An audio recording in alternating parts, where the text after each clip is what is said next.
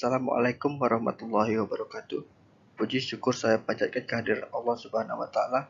Berkat rahmatnya lah saya dapat menyelesaikan laporan PKL 2 yang berjudul Konsep Perencanaan Kawasan Taman Istana Putri, Danau Sumedang, Kabupaten Sambas. Perkenalkan, nama saya Reza Anugrah, mahasiswa Politeknik Negeri Pontianak, jurusan Teknik Arsitektur, Prodi Desain Kawasan Binaan. Sebelum masuk ke pembahasan, saya akan sedikit menjelaskan tentang perusahaan tempat saya melakukan praktik kerja lapangan. Baiklah, saya melakukan praktik kerja lapangan di CV Dwi Tunggal Reka Sarana. Perusahaan ini terbentuk dengan dilandasi sikap kerjasama dan keinginan mengembangkan diri beserta bertanggung jawab atas profesi. Konsultan ini didirikan dengan tujuan untuk berpartisipasi dan mendukung pelaksanaan pembangunan daerah dan nasional, khususnya dalam memberikan pelayanan di bidang jasa konsultansi.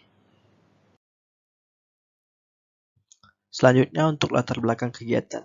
Danau adalah salah satu bentuk ekosistem yang menempati daerah yang relatif kecil pada permukaan bumi dibandingkan dengan habitat laut dan daratan. Ekosistem danau sendiri tidak lepas dari pengaruh kondisi sungai-sungai yang mengalir masuk bagi danau. Danau merupakan bagian hulu dari daerah aliran sungai. Oleh karena itu, diperlukan suatu kajian menyeluruh mengenai pola dan struktur pemanfaatan ruang di kawasan danau ini, yang kemudian dimanifestasikan menjadi peraturan daerah ke dalam bentuk rencana tata ruang kawasan danau. Manfaat dari kegiatan perencanaan kawasan Taman Istana Putri Danau Sumedang Kabupaten Sambas adalah menyusun dokumen perencanaan dan perancangan yang mengacu pada kondisi existing untuk digunakan sebagai panduan dalam proses pembangunan kawasan Danau Sumedang serta sarana pendukung dan untuk memajukan sarana dan prasarana. Tujuan kegiatan ini adalah untuk menyusun pemanfaatan ruang kawasan Danau Sumedang sebagai pedoman terwujudnya efektivitas dan efisiensi dalam penataan ruang yang mempertimbangkan aspek lingkungan dan keterpaduan antar sektor.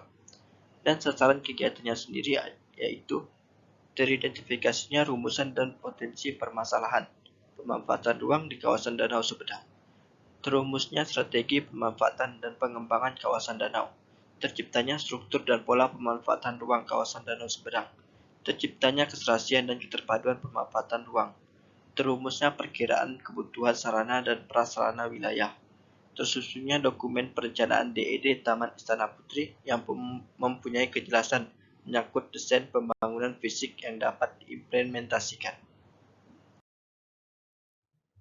Untuk lingkup pembahasan dalam laporan ini menyangkut ilmu arsitektur, di mana dalam laporan PKL ini membatasi pembahasan yang meliputi perencanaan konsep Taman Istana Putri, mulai dari analisis konsep desain hingga DED. Selanjutnya untuk struktur organisasi proyek. Tim leader sendiri yaitu Sri Wahyuni Widiawati, dan saya termasuk tim survei, analisis, dan konsep desain. Untuk wilayahnya sendiri berada di Indonesia, Kabupaten Sambas, Kecamatan Sebawi, Desa Sepalai Sumedang. Selanjutnya yaitu proses mendapatkan proyek. Dalam hal ini proses mendapatkan proyek di Kabupaten Sambas dalam proses tender yang diadakan oleh Dinas Pariwisata Kabupaten Sambas yang dimenangkan oleh CV Dwi Tunggal Reka Sarana. Untuk gambaran umum proyek sendiri bisa dilihat pada slide ini. Pekerjaan konsep perencanaan kawasan Danau Sumedang. Lokasi Kabupaten Sambas, luas delineasi 3,7 hektar. Owner Dinas Pariwisata Sambas, perencanaan proyek CV Dwi Tunggal Reka Sarana. Selanjutnya yaitu analisis kawasan. Yang pertama di sini adalah land use atau tata guna lahan. Luas tapak pada kawasan Taman Istana Putri adalah 3,7 hektar. Dalam perancangan tapak tata guna lahan ini akan dibagi menjadi beberapa zona untuk memudahkan perencanaan. Yang pertama yaitu zona pemancingan. Zona pemancingan ini dibuat berdasarkan tempat ini yang dulunya merupakan area pemancingan. Selanjutnya yaitu zona wisata air. Pada zona wisata air ini memanfaatkan aliran air dari Danau Sumedang yang diperuntukkan untuk fasilitas bermain. Selanjutnya yaitu zona area bermain. Zona area bermain ini diperuntukkan untuk anak-anak seperti ayunan, seluncuran, rumah-rumahan. Selanjutnya yaitu zona panggung kesenian. Zona ini dibuat untuk area acara-acara pada kawasan sekitar seperti acara adat, istiadat, dan lainnya. Fasilitas yang dibutuhkan pada zona ini yaitu panggung kesenian, ruang terbuka, dan ruang bersalin. Bisa kita lihat di sini pada peta analisis tata guna lahan. Untuk yang berwarna biru yaitu zona wisata air dan berwarna merah merupakan zona area bermain, berwarna oranye merupakan zona pemancingan, dan yang berwarna kuning merupakan zona panggung kesenian. Selanjutnya yaitu bentuk dan masa bangunan. Yang pertama di sini ada bentuk bangunan. Bentuk bangunan yang diterapkan pada kawasan perancangan yaitu dengan bentuk bangunan yang modern minimalis dan dengan mengambil bentuk dasar dari Keraton Sambas dengan penambahan elemen-elemen visual berupa langgam Melayu Sambas sebagai ciri khas. Yang selanjutnya yaitu masa bangunan. Dalam proses perancangan tapak, salah satu hal yang harus diperhatikan yaitu orientasi matahari, karena dapat mempengaruhi peletakan tetap masa bangunan dalam perancangan. Untuk bangunan panggung kesenian dan gazebo, bangunan ini diusahakan tidak langsung menghadap matahari agar bangunan tersebut nyaman untuk digunakan. Selanjutnya yaitu analisis sirkulasi. Pada kawasan ini hanya memiliki satu sirkulasi masuk dengan jalan yang berjarak 2,2 km dari jalan raya. Perlu penataan dan perbaikan pada jalan untuk mempermudah akses masuk. Selanjutnya yaitu analisis sirkulasi pada bagian taman. Pada bagian taman tengah tidak terdapat jalan masuk, sehingga perlu jembatan untuk bisa menghubungkan antara sisi dalam dari taman tersebut dengan bentuk jembatan yang agak tinggi, agar pada bagian bawah jembatan tetap dapat dimanfaatkan untuk aktivitas wisata. Selanjutnya yaitu analisis parkir. Pada area taman ini tidak terdapat tempat parkir, sehingga perlu penataan tempat parkir. Pada gambar ini, tempat parkir akan ditempatkan pada bagian depan dan atas dari tapak untuk memudahkan pengunjung memasuki taman pada kawasan tersebut. Bisa kita lihat sendiri pada gambar analisis parkir di sini. Untuk berwarna biru parkir motor dan berwarna merah merupakan parkir mobil. Selanjutnya yaitu analisis penanda. Penambahan penanda berupa langgam pada bangunan untuk menambah nilai seni dan menimbulkan karakter pada tempat tersebut.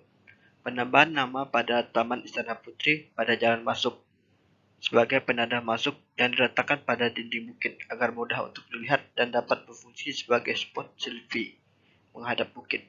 Penambahan landmark berupa patung putri sebagai monumen dari kawasan perancangan. Selanjutnya yaitu analisis aktivitas pendukung.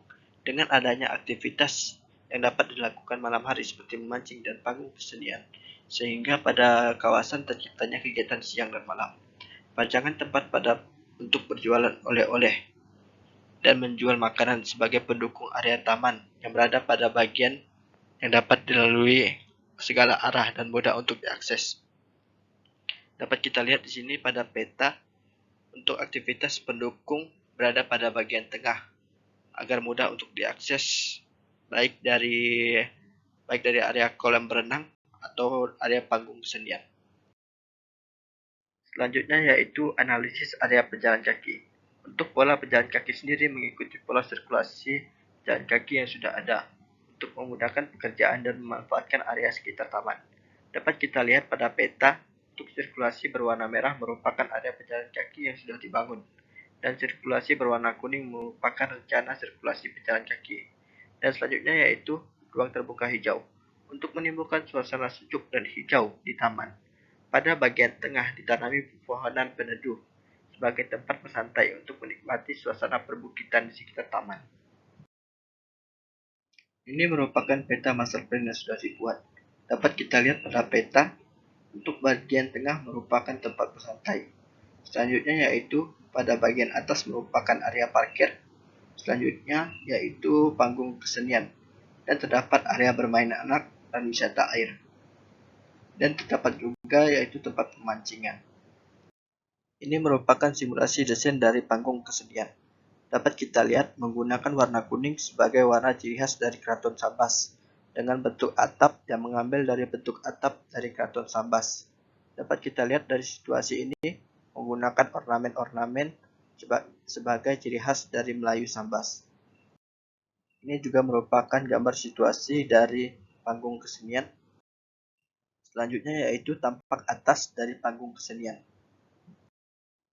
Ini merupakan tempat parkir dan penanda berupa tulisan Taman Istana Putri sebagai spot selfie. Dapat kita lihat tempat ini berada di atas pada bagian taman untuk mempermudah akses menuju tempat tersebut. Dapat kita lihat di sini, ini juga merupakan tempat parkir. Antara parkir motor dan parkir mobil dipisah untuk memudahkan pengguna kendaraan pada tempat tersebut. Ini tampak atas dari tempat parkir yang sudah saya jelaskan sebelumnya. Ini merupakan simulasi desain dari kolam renang. Kolam renang ini sebagai aspek wisata air pada tempat tersebut dan terdapat tempat menunggu pada kolam renang. Selanjutnya yaitu patung Istana Putri sebagai landmark pada kawasan, juga sebagai monumen khas dari kawasan tersebut. Ini merupakan gerbang dari taman sebagai penanda dan sebagai pengarah dari taman tersebut. Ini merupakan area bermain pada taman. Dapat kita lihat di sini, terdapat tempat tunggu pada kawasan untuk orang tua menunggu anak-anaknya. Ini merupakan wisata air pada tempat tersebut. Dapat kita lihat situasi dari bebek engkol dan terdapat juga jembatan sebagai penghubung antara taman luar dan taman dalam. Ini merupakan air mancur pada bagian taman tengah yang merupakan tempat bersantai. Ini merupakan sirkulasi pada bagian taman tengah. Selanjutnya yaitu untuk kesimpulan, pelaksanaan PKL 2 ini dilakukan dengan judul Konsep Perencanaan Kawasan Taman Istana Putri Danau Sumedang Kabupaten Sambas Provinsi Kalimantan Barat tahun 2020. Pelaksanaan PKL 2 ini sangat bermanfaat bagi mahasiswa karena pelaksanaan PKL 2 ini menambah ilmu bagi mahasiswa di dunia kerja dan bagian lapangan. PKL ini juga membuat mahasiswa mengerti akan pelaksanaan proyek mulai dari survei lokasi, penentuan desain yang cocok akan biaya yang akan digunakan hingga pembuatan simulasi desain yang baik. Pelaksanaan penyusunan konsep perencanaan kawasan Taman Istana Putri Danau Sumedang Kabupaten Sambas Provinsi Kalimantan Barat tahun 2020 yang dilakukan oleh Dinas Pariwisata sangat bermanfaat karena selain tempat atau lokasi yang sangat strategis, taman ini dapat menaikkan perekonomian mulai dari pemanfaatan danau sebagai tempat pemancingan maupun wisata. Pembangunan perencanaan kawasan Taman Istana Putri Danau Sumedang rencananya akan dibangun pada tahun 2020 dengan awalan pembangunan pada bagian depan berupa gerbang bunga, gazebo, dan panggung kesenian. Selanjutnya yaitu kendala. Permasalahan dalam praktek kerja lapangan 2 ini adalah 1. Daerah pelaksanaan konsep perencanaan kawasan Taman Istana Putri yang cukup terbilang jauh dan kontur set yang berbukit membuat tim survei kesulitan dalam mendapatkan data yang akurat untuk menentukan destinasi set. Yang kedua yaitu masalah dalam pelaksanaan dari PKL 2 sendiri, mahasiswa cukup kesulitan mencari lokasi magang konsultan yang tepat karena kondisi dari waktu magang sendiri yang tidak tepat. Selanjutnya yaitu akibat adanya masalah berupa virus COVID-19 yang terjadi saat ini membuat proyek konsep perencanaan kawasan Taman Istana Putri Danau Sumedang Kabupaten Sambas Provinsi Kalimantan Barat ditunda. Yang pada awalnya pelaksanaan kegiatan mulai dari survei, analisis, simulasi desain, video, animasi, hingga DED. Akibatnya masalah ini praktek kerja lapangan konsep perencanaan kawasan Taman Istana Putri hanya dapat dilakukan dari survei lokasi, analisis, dan simulasi desain, sehingga membuat mahasiswa agak kebingungan dalam pelaksanaan PKL 2 ini.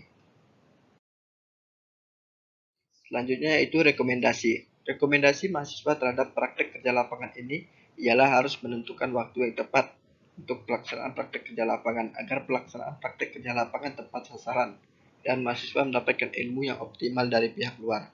Untuk pemerintah Kabupaten Sambas sendiri harus memanfaatkan potensi sumber daya alam yang ada, sehingga Danau Sumedang tersebut dapat menjadi wisata yang aktif dan selalu ramai dikunjungi. pengunjung baik dari luar maupun dari dalam. Pengembangan perekonomian dengan komoditas unggulan lokal berbasis pertanian, perkebunan, dan perikanan yang didukung oleh kegiatan perdagangan dan industri pengolahan yang dapat mendukung ekonomi di sekitar kawasan. Sekian presentasi dari saya, lebih dan kurangnya saya mohon maaf sebesar-besarnya. Terima kasih banyak atas partisipasinya. Wassalamualaikum warahmatullahi wabarakatuh.